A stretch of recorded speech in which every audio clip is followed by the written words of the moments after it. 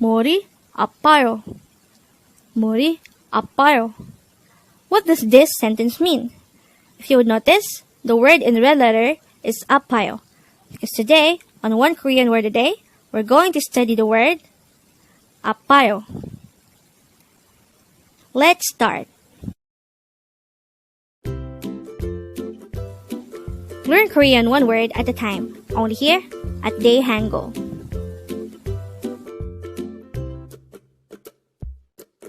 Word number 130.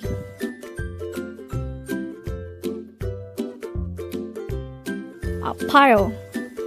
Apayo. This is pronounced as a three-syllable word. The first syllable is a, the second syllable is pa, the third syllable is yo. Pronounce it with me. Apayo. The word apayo is a semi-formal way of saying it hurts. Again, it hurts. How do we spell apayo in Hangul? Let's start with the first syllable. To be able to write the syllable a in Hangul, we need to draw first an iyong character followed by an a character. For the second syllable pa, we need to draw first a p character followed by an a character. For the third syllable yo, we need to draw first an iyong character followed by a yo character. And then we just have to combine the Hangul for each of the syllables to form the Hangul of the word apayo.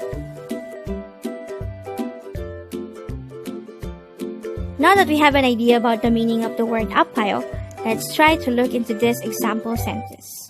It says, my head hurts. The Korean translation of this sentence is Mori apayo.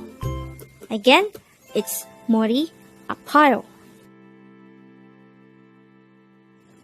Mori means head, and apayo, our word for today, means it hurts. When these are combined, it will resort to a sentence or phrase that means my head hurts. Looking back to the example phrase or sentence at the start of the video, we already know by now that the meaning of the phrase or sentence Mori apayo is simply my head hurts. And with that, you've just learned apayo.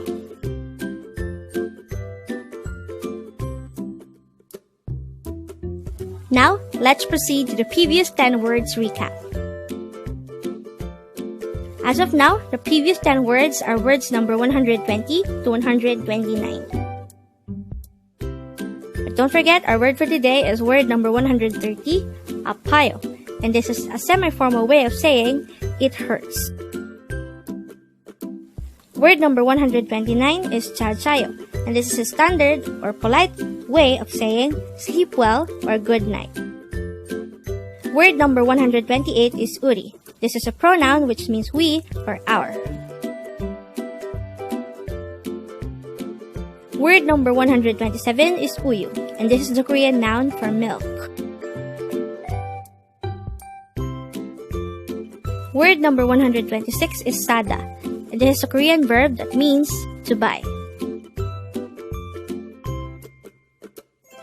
Word number 125 is yoncha, and this is the Korean noun for woman.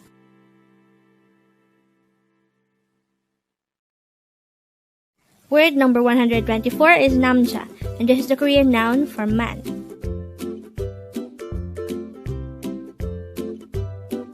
Word number 123 is jada. This is a root verb which means to sleep.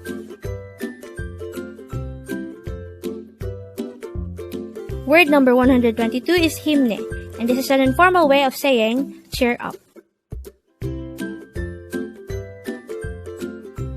Word number 121 is jabal, and this is used to say please.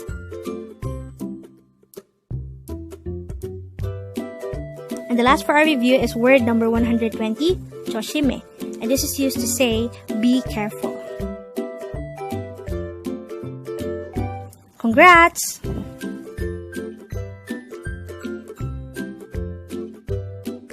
Learn Korean one word at a time, only here at Dae-Hangul.